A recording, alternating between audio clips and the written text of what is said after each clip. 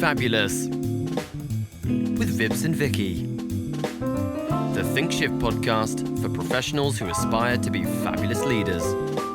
Those who not only succeed, but also purposefully seek to reinvent the world. In this episode of the Be Fabulous podcast, episode 9, the Vicki Why, our first in a 3-part series on why we do what we do. And so we'll start today with the Vicki Why. Think of it like the backstory of Vicki. And then the second episode will be the Vips backstory. And the third episode will be the ThinqShift backstory. And we're hoping this will be a little bit of a light relief from the series we've just had that's been quite heavy on thinking levels.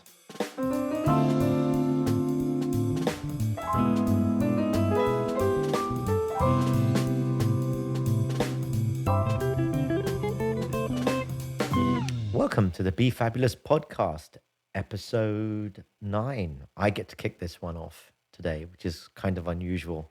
So I'm doing my best impression of the Vicki BBC voice. And that's because Vicki is going to actually be, this subject is going to be about Vicki today. So if you think back to where we've been, we started the Be Fabulous podcast on the basis of what it means to be fabulous. We took you through the 4Ds. And in the last 3 episodes, we've really spent going quite deep on the idea of thinking levels, which we're hoping all of you fabulous people everywhere will add to your toolkit and start using as a way of thinking and working through complex problems and just generally having more perspective on the world and its interdependencies as you figure out how to be better leaders yourself.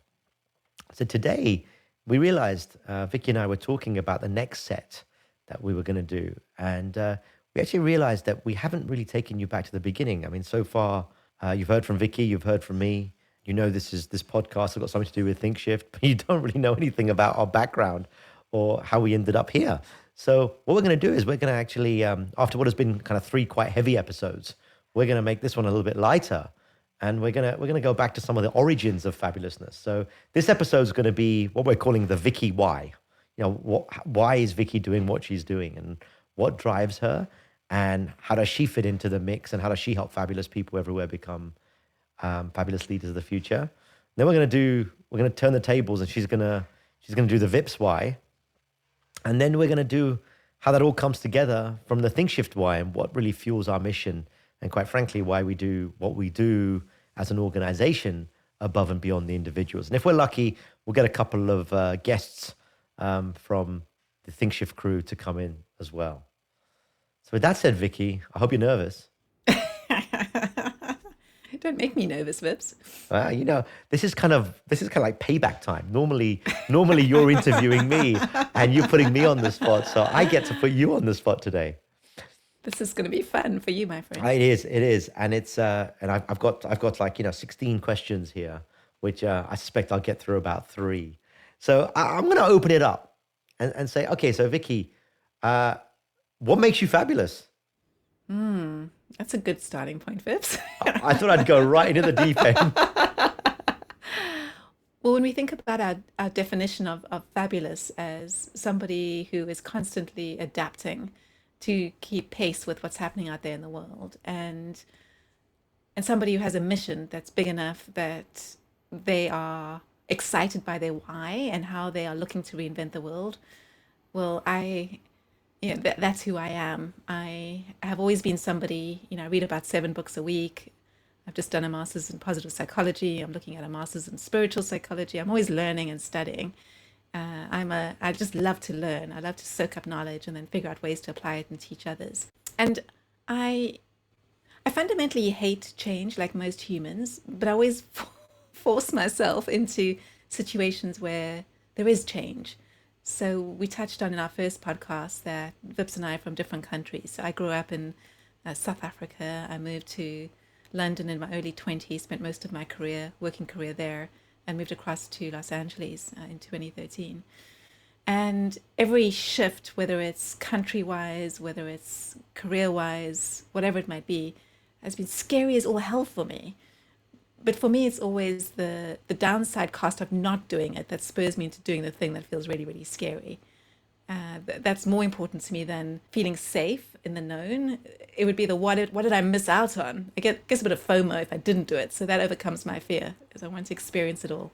That's pretty cool if you think about it. I mean, most people run away from things that make them feel uncomfortable or have the potential to be unpleasant. And yeah, you don't do that. I've known you for many, many, many years, and it's almost like the harder it is, the more worthwhile it is to do. Yeah. And it's also interesting, even when this period of the pandemic and COVID kicked off, I noticed myself feeling energized in a whole new way. When there is a crisis, when there is something going on, something in me wakes up. It's like I become alive. It's like I've got the world to serve. I know I can help whoever needs to be helped through whatever it is. And not that I seek chaos and crises and things, but I do find it enlivens me. I get really excited. I come up with Yeah. so many things that we could do. And it proves to me again and again one of my core beliefs, which is we are all beings with fantastic ideas that have every bit of power that we need to get ourselves through whatever situation we need if we'll just tap into them. Yeah. And every time I'm in that situation, there's all sorts of new ideas that might get us out of a financial sticky situation or a emotional situation. And it's just being confident in that, hey, it doesn't matter what happens in life. To me, it's always a learning opportunity. I always believe my journey is about growth and learning, and that it's during the dark times where I've grown the most. It was one of my deepest assignments I did during positive psychology, where I think you saw that one, Vips, where it was going into the dark side of positive psychology and looking back on the experiences that were the hardest. And it made me realize that that's when I grew the most. And it was the time when I made a conscious choice of, well, why am I so scared of the future? Why am I so scared of uncertainty when I know that the shitty stuff that I've lived through is where I grew the most? So if more shitty stuff happens, if I'll I just look learn at some it, more. I learn some more. Yeah. And today I was talking to a niece of mine, Jim's brother's daughter, and she's the wisest little 18-year-old. They do grow them wise these days, Vips. And she's lived through a lot with her family situation, and she's getting into psychology and Buddhism and chakras and you name it. And I was like, man, to be that young and that wise and to start to get that perspective, having lived through so much, what a gift. And she was saying that she's connecting with people in their 40s or 50s more because we're usually at this Yeah. point where you start this Yeah. deep work. I mean, she happens to be a little 18-year-old figuring it out. And Yeah. it's pretty amazing. I wish I was there when I was 18. So you didn't. I mean, I've known you long enough to know that this is version 4, Vicky, or version 5, Vicky. I don't know. It's some version that isn't version 1, Vicky. I'm very curious. Like, how do you, so take us back a little bit to the The to the version to one. the South African upbringing, and I'm particularly interested in some of the things that shaped you along the way. Yeah, I'll do that. As a young girl, I always remember going into the city center in Johannesburg and looking up at skyscrapers with absolute wonder and enchantment. There was something about the CBD, other than the suburbs, that really got me enchanted. What happens in these buildings and all these office workers? To me, it was just so appealing. And I'm sure to many of our listeners, they'd be thinking, what? You crazy person. But that was always my calling. And I wondered, what goes on there and how do I get into that world? And all I ever knew going through school and university was that I needed to be in the business world and I needed to be influencing them in some way. And I didn't know what that meant. And so I grew up in Johannesburg in South Africa. And my dad he worked for the Johannesburg City Council as electrical engineer and then managing teams in that space and fairly conservative, fairly risk averse, playing it small, taking care of his family, good dad.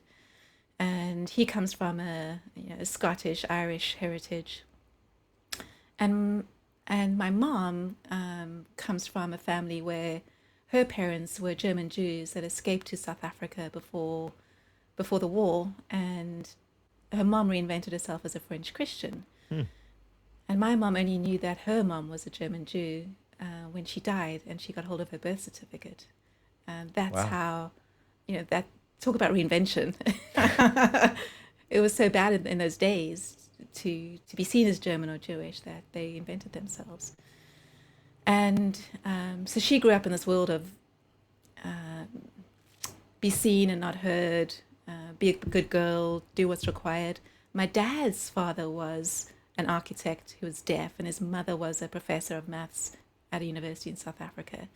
So he grew up with this family with his deaf dad, where communication was a struggle.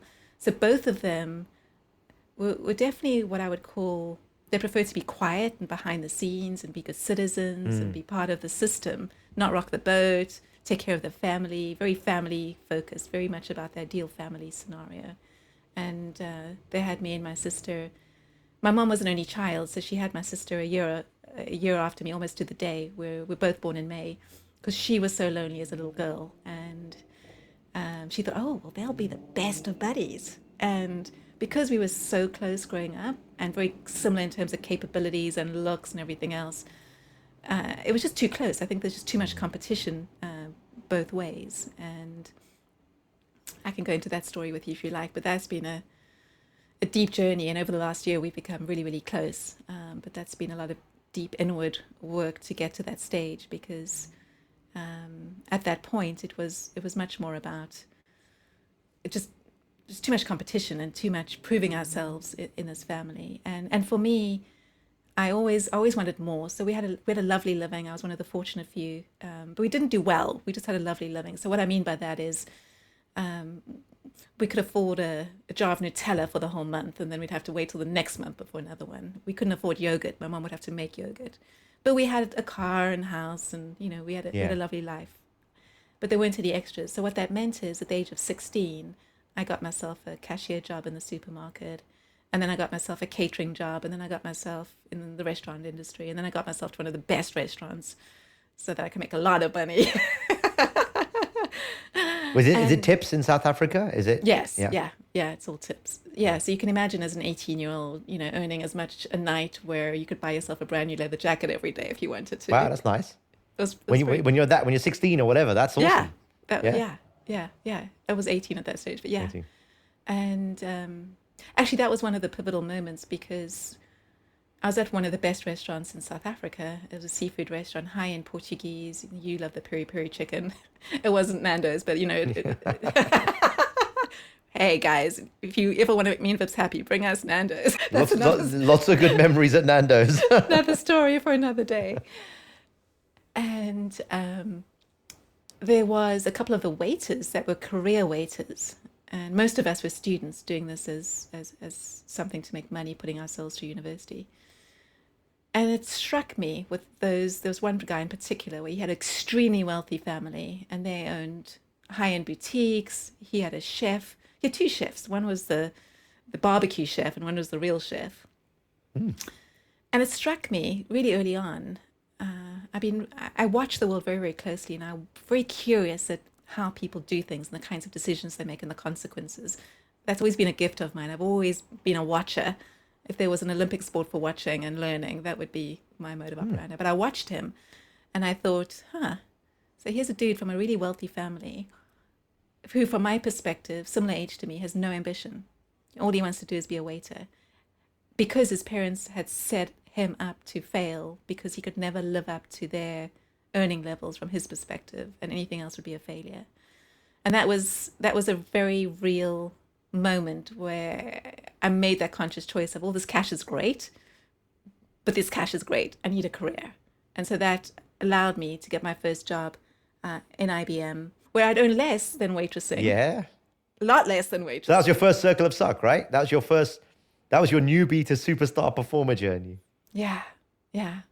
And a little interlude in between. I had a boyfriend at the time when we finished university. His dad was part of a company whose headquarters was in Switzerland.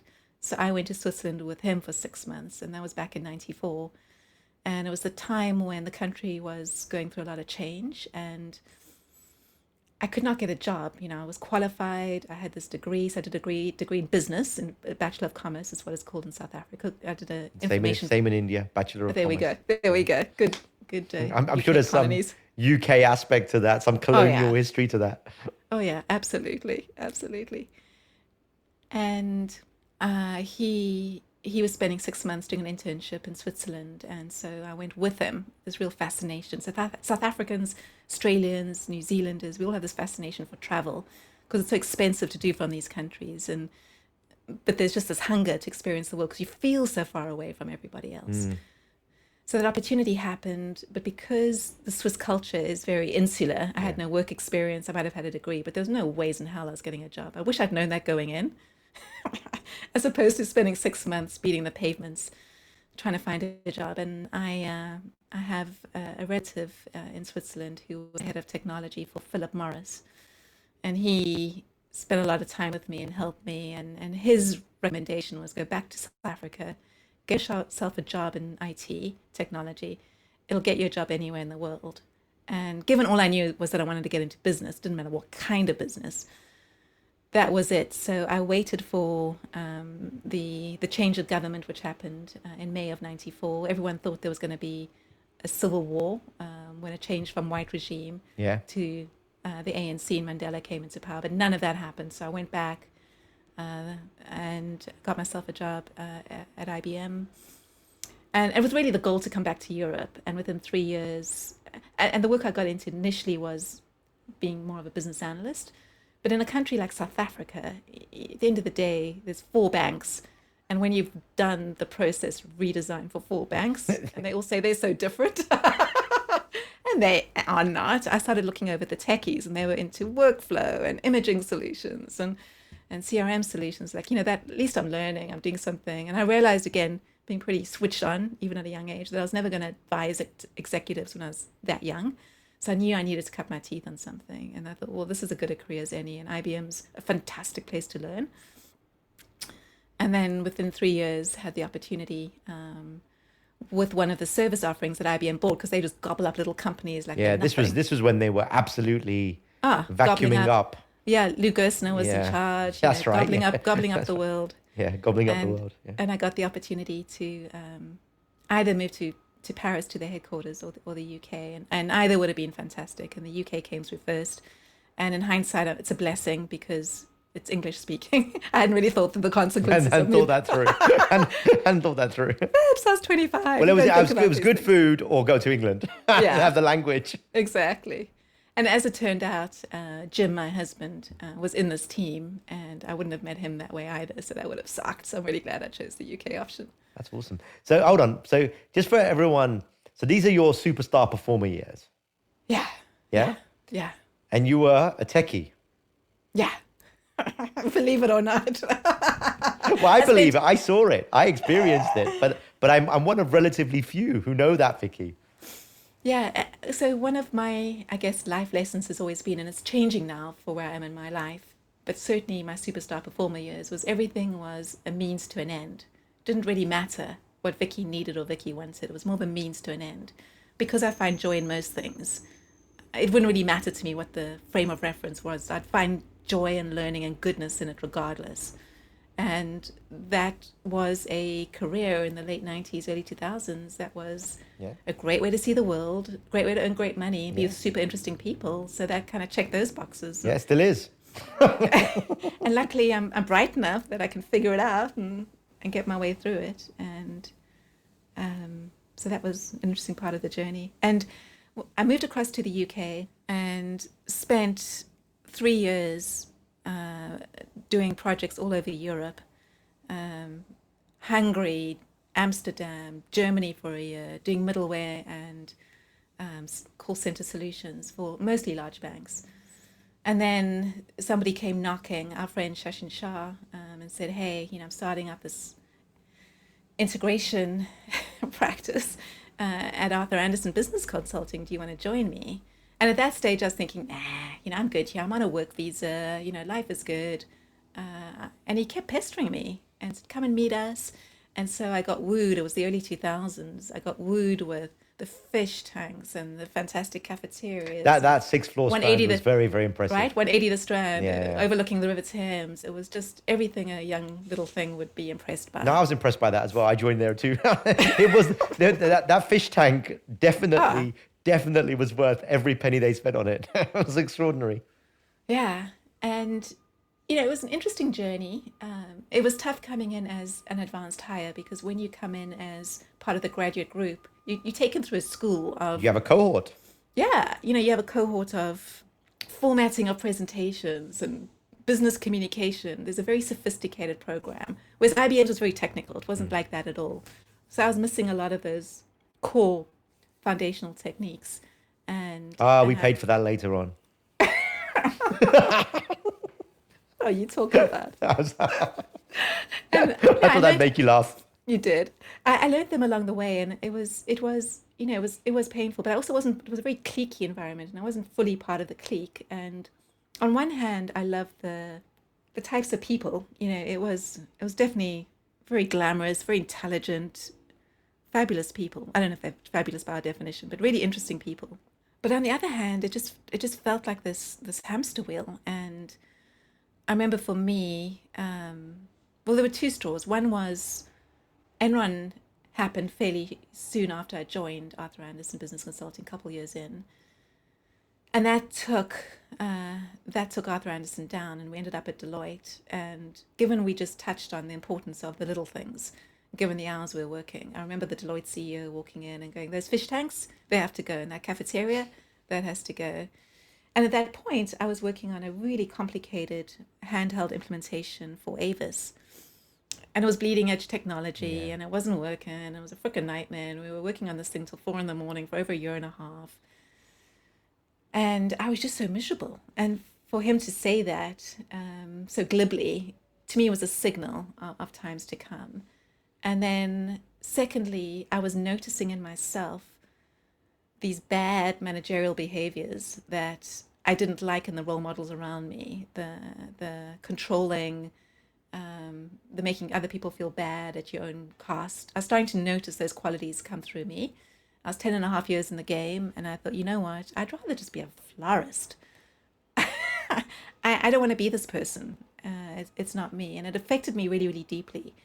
And I remember, Vips, when I came to meet you, you had just started Quetis with Paramjit and Jamie and Andrew about 6 months before. And I walked in, we chatted, I walked out, and I said, "Yep, I'm joining." And you were like, "Don't you want to think about it?"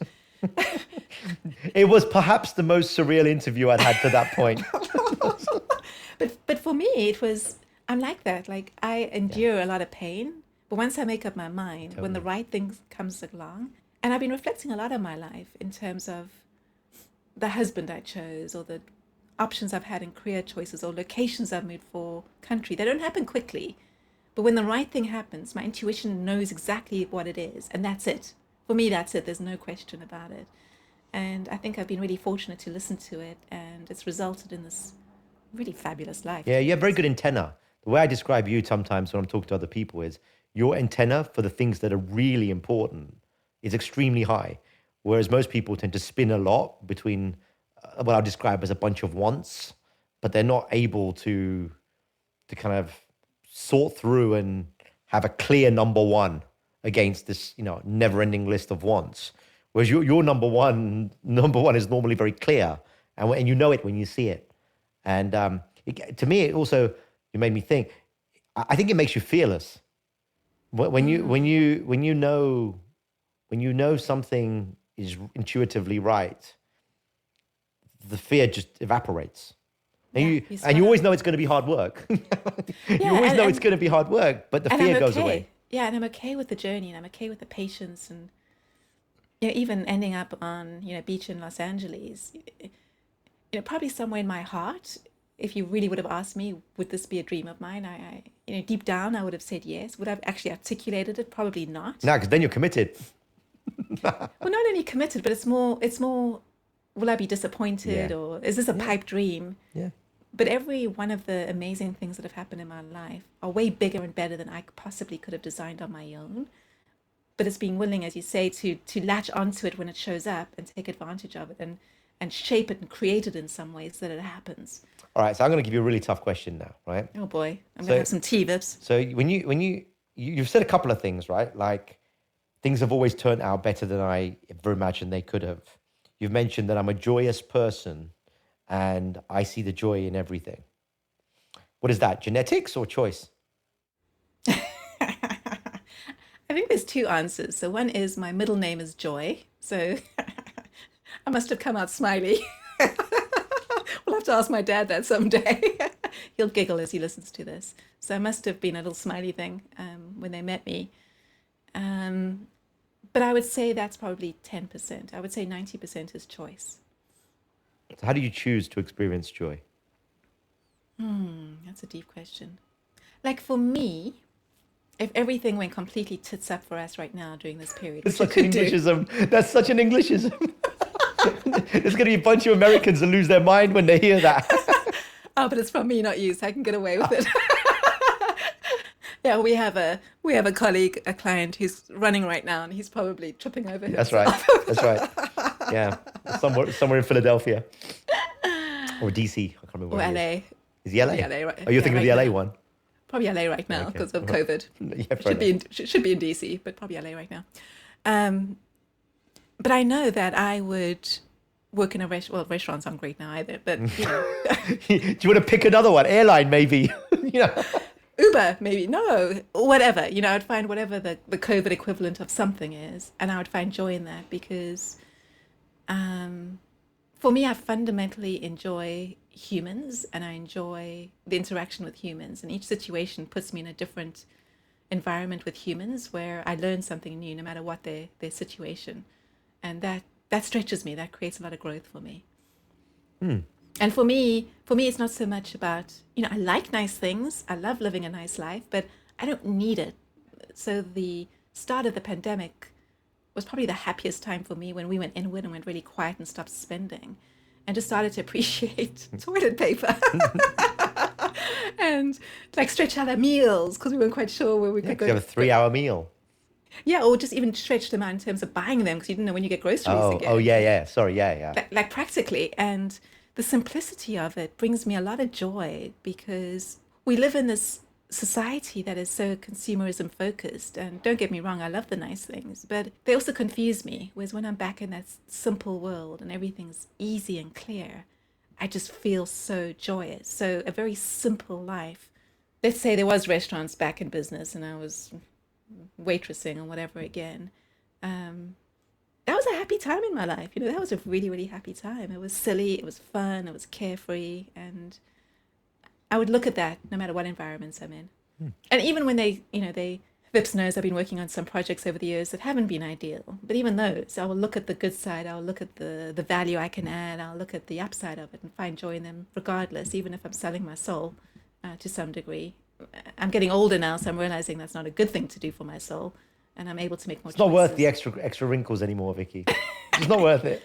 It's not. So I'm becoming less of a means to an end girl and more of a, what does my soul need girl? And that feels great. But there's a cost, there's a cost. Okay, so those were your sort of, I'll call them your superstar performer years. You were doing, work for IBM. You were a bit of a geek. You were working on MQ or whatever integration tools we were using at the time. Web methods.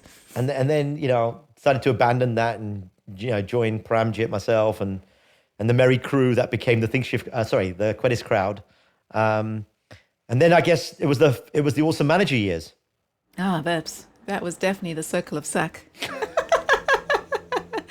So I remember one particular project that stands out where we were doing a really large transformation effort for the Home Office. So government organization operates in a very different pace and energy. Previously, I spent time in retail, in banking, very private sector focused.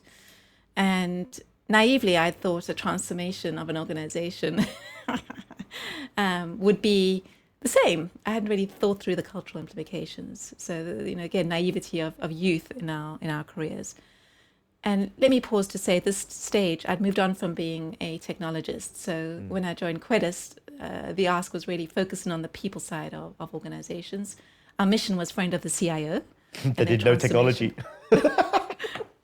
And their transformation agenda. And I was there to really lead the people journey. And it was such an easy yes for me because deep down I knew I was a much better people person than I ever was a technologist. I'd done pretty well as a technologist, but that wasn't really my calling. And I knew technologists from the perspective of their limitations and also the challenges with outsourcing and building young expertise when you have a single career path, and what does that look like? And so I understood the mechanics in a very deep way, having lived in that world, the challenges between infrastructure and development, the challenges of putting things into production, of not being a black box for the customers, and being gifted with high EQ and the ability to win people over. It was very easy At the for me. time, at the time, that was a massive differentiator, right? I mean, Yeah. it was like 1 in 1,000, just Yeah. by virtue of.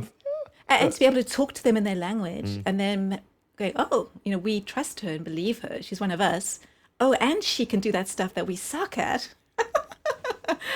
It became a natural path for me. And so I was leading a practice that was transforming IT organizations, or as we called it in the UK, professionalizing IT organizations. Yeah, some Americans struggled with that, but They did, but I still think it works. I think it's a fantastic word because they're just not professional. All those challenges I talked about are not professional environments. If you have those I challenges, guess we have lots of egocentric leaders who like to think that they're professional, right? So I guess that's probably where it comes from. yeah, all good intentioned. But in That's terms of right. Good intention, absolutely. in terms of a professional service, I think their customers would disagree. Yeah. And so this particular project, I remember, I'm not a large person to start with, and I must have lost about 15 pounds. I wasn't having lunch. I was working 18-hour days. We delivered. It was successful. But I had this performance review where we had a 5-point rating scale, and I think I usually got 5 out of 5s, and this one was a 4 out of 5. Oh, and Vips, you remember this dearly. It was absolutely devastating for me. To me, it felt like, well, for the last 3 years and all these hours I've been working and these happy customers all a waste. and all these results, All what a a waste. waste. Because I got a 4 out of 5, which in hindsight is ridiculous, but it goes back to my high achiever nature and my need to please. And something I've been working really hard on over the last 15 years to not worry so much about what other people think. But it was at that moment when I decided I decided to ask myself, is there a different way? And the moment I reflected on that and I looked around and I thought, do other people have difficult projects? Do other people have teams that have challenges? Because up until that point, I was like, I have the most complex projects. Yeah. I have the teams that are the most challenging. It was all victim. It's all me. Yep. Yeah. The world revolves around me. Yeah. And my hair. Yeah, and my hair. And Jim would say, you're a terrible delegator. And I'd be, I'm a great delegator. What are you talking about, Jim? I'm a great delegator. I never let go. I'm a great delegator. That's why I work 24-hour days, whatever it might be. I know the oxymoron of that's quite funny, isn't it? But yet we believed it at the time. Oh, yeah, completely. But there was that moment, and also really, really dear friend Amisha, and she'll love this as she listens to this, took me for a walk down by Regent's Canal, and she said, look, this isn't working. She was on my project. And at that moment, I could feel my friendship disappearing. And I thought, this is not worth it. Whatever this Vicki beast has become because of my previous role models and whatever my beliefs are, whatever it is not worth it. This is my darling friend, one of my best friends. And if that friendship ends because I'm a bitch, that's not okay. I have to learn to figure this out. And it was those two things that shifted me to asking what if. And it's amazing when you start to ask what if that your eyes open up and you start to realize that there are different ways. And that became my journey of learning all the tools that now we teach others through our Awesome Manager program, which I wish we'd learned ahead of time. But hey, we had to find the way to be able to save others from the deep misery that we went through. Yeah. So I remember that well. And I have nothing but positive memories of that, but I also know how painful that was. Oh, it was. Particularly for you. But what then emerged, though, from that was what? Well, for me, what happened was, once I'd made that shift and life became easy, and it went from me feeling like I have a canoe and everyone's holding me back. They're hanging on the end of the canoe, weighing me down, to, oh, they're in my canoe rowing with me, just by making that mental switch because I showed up differently. So that was absolutely amazing. And if you told me that that's what would have happened, I wouldn't have believed you. Yeah. And so what then happened was this practice of ours became really successful, and we were working with the top CIOs all over London. I had a women CIO networking group that I worked really closely with. We met up all the time. We just had this really fantastic practice. And internally in Quedis, we were figuring out all the small steps of creating a place where people love to work. We figured out, how to create magic to hire the right people, how to give them tons of feedback, even if Even if they were doing really well. yeah, yeah. And most people coming in, we used to go through a desensitizing program with them because they weren't used to it. Yeah. But you started to crave it once you got feedback every day and you knew it was coming from a place of good intention.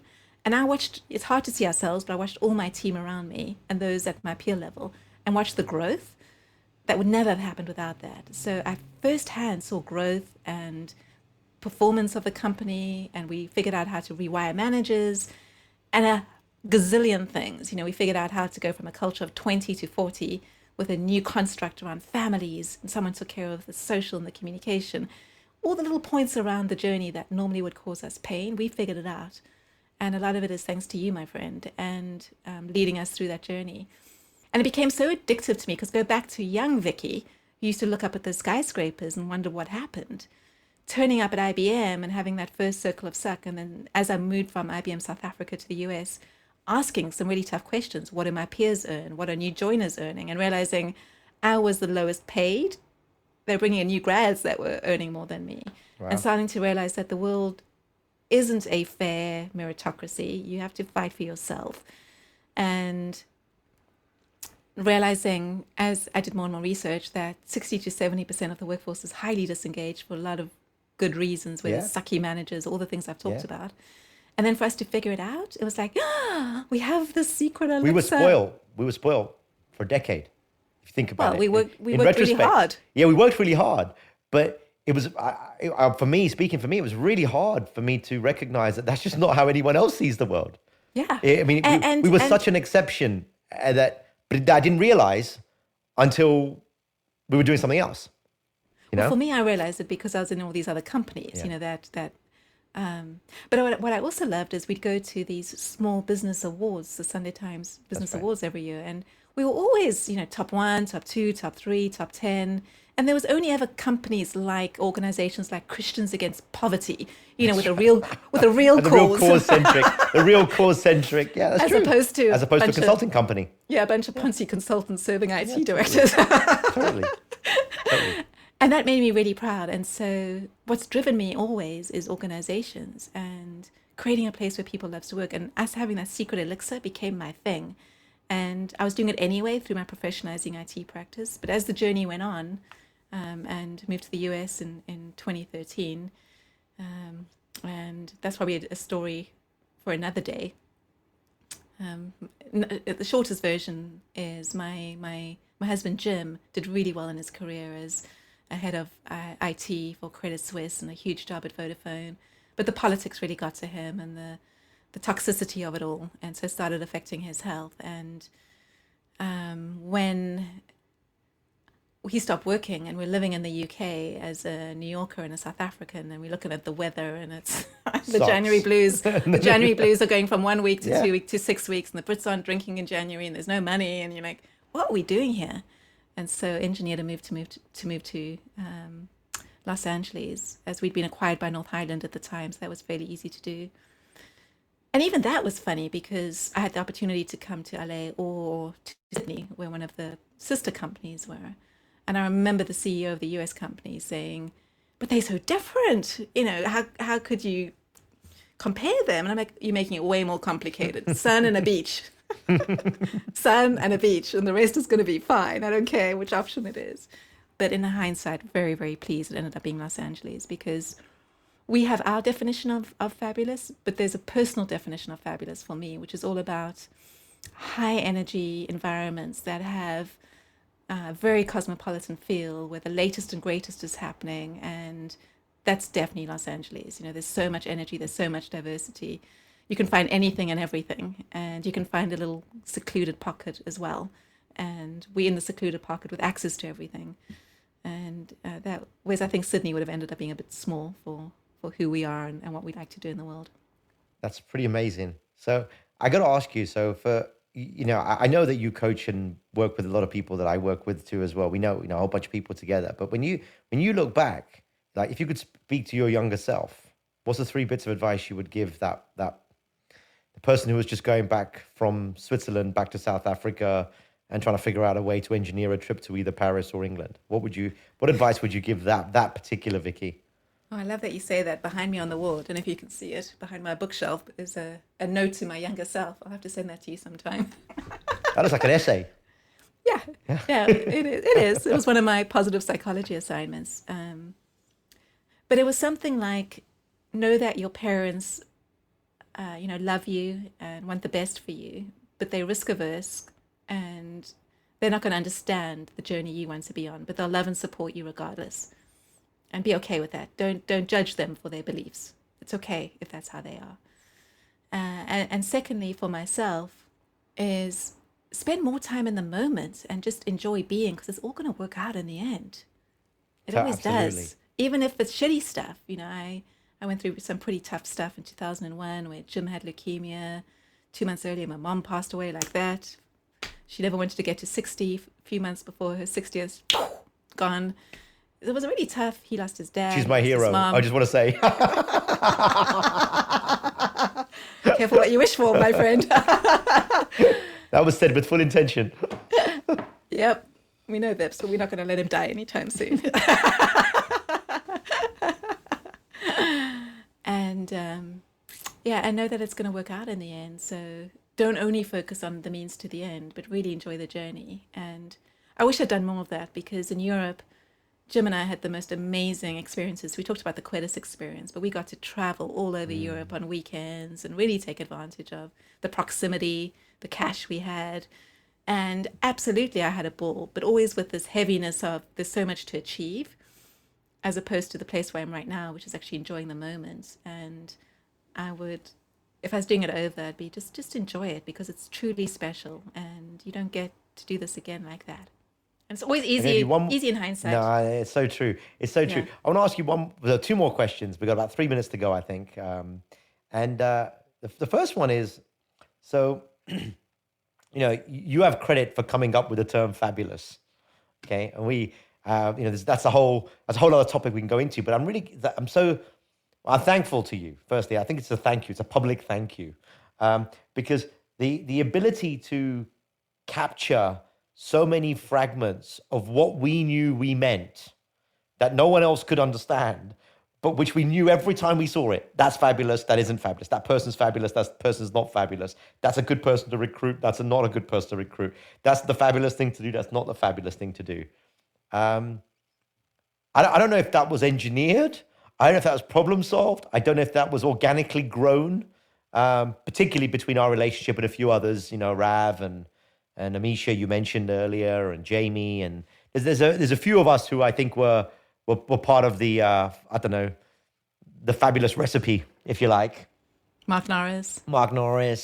Yeah. Pramjit, Ben to a certain extent as well. I mean, there was a whole bunch of folks who I think had were getting their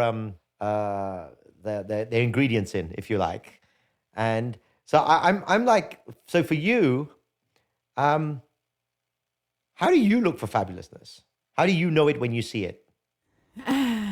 So it's a little bit like what I mentioned earlier, when I know something's right for me, and then there's no question that I go for it. Whether it's deciding to marry Jim, or my engagement ring, or my wedding dress, or our LA condo, or this job, or joining up with you and joining the ThinqShift journey, or which clients I want to work for.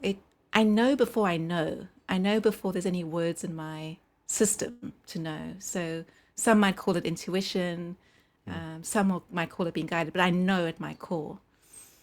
And then it's looking for data and putting words around it to understand what it is. And it lends itself to all the characteristics we've described already. But there's probably a lot more to it as we spend the years in ThinqShift together that will get richer in our language around it. Because to me, there's also a sparkliness to it. There's a glow to it, and not in an extroverted, glitzy Hollywood kind of way. It can be very subtle. It can be very soft. It can be very sweet, but it's there. And I don't think it's something that I have a word for. Sparkly is probably the best way I can describe it. But I know it when I see it. It's the it's probably the energy this other person puts out that makes me feel their energy and go, this is it. And then I look for the data that tries to characterize it in the way that we've created a model. But it's much deeper than that. It's all about the exchange of energy and their impacts on me. And are they moving me forward? Are they uplifting me? Are they inspiring me? Just by who they are, not what they do. And it can be a 5-minute conversation. And I'm like, oh, I just need to be around this person. There's something about them that is magnetic. Doesn't have to be charismatic, doesn't have to be big and loud, but I know there's a soul calling. It's like we're souls together in another life, and they're moving forward, and there's an energy around them that I want to be part of. I know. So now we've got like however many people that listen to this are going to be like, well, that's not particularly helpful. How the hell do I do that? But no, I think you're absolutely right. I call it the magic. I'm afraid you call it sparkly. I call it there's a magic, and I think as the years go by, we'll get better and better and better at peeling the onion and articulating it better. We will. I think we've got to probably version 2 articulation. There's probably a version 3 and a 4 to do as well. Like I'm conscious of time, and I just want to thank you for being so open, and I can't share how pleasant it is and how wonderful it is, how fabulous it is, dare I say, to be kind of working through this, because I do believe that even I can see it now, the people we've been working with for 4, 5, 6, 7 years, you're seeing them get promoted, you're seeing them move places, they're taking that knowledge, that philosophy of creating fabulous organizations that people want to work for, to be better leaders for the world's problems that are out there. I thank you for being part of this journey. I know it's something that you love. I know it's something that I love, and I just can't think of a better way to spend the next however many years we do this. It's very cool. Thank you, Vips. I feel the same way, and it's such a gift to be able to work with leaders of organizations who truly want to adapt their organizations to be the place where they have great profits and results and create a place where people love to work, and that culture of it's almost too easy to make money without the other stuff, right? Yeah, and they light me up, and that's my mission. If I could touch every organization on this planet and show them the magic, that's my big mission. That's pretty awesome. That's pretty Thank awesome. you, Vips. I appreciate you so much. Likewise. And to the next 25 years. To the next 20 I'm just thinking about the 60 years we just talked about a minute ago. But yes, to the next 25 years. Let's make that a goal. But thank you for being so open. We'll be a lot more wrinkly, but still fabulous. Absolutely. And for anyone who's listening out there, you'll be amazed how much of what you've heard today, weaves into not just the philosophy, but the tools and techniques that we use every single day to help not just organizations, but people work through some pretty tough situations to become better leaders. So with that, I think that's a wrap for... Oh, hold on. Is there a Vicki challenge? How can we not have a Vicki challenge? I just realized we have to have a Vicki challenge. Okay. On the spot. What's the most Vicki-like things that you can imagine you doing? No, I'm just kidding. Yeah. So the Vicki challenge is whatever situation you're in, look for the learning moment, and it won't feel so sucky. There'll be goodness in it. Okay. Cool. And make a note of it daily for 5 days. How's that? Okay, you can make a tactic. I wanted to keep it profound. But there we go. I just want something to do something with it. No, it's very cool. Guys. That's awesome. Thank you very much. And that's a wrap. Everyone be fabulous.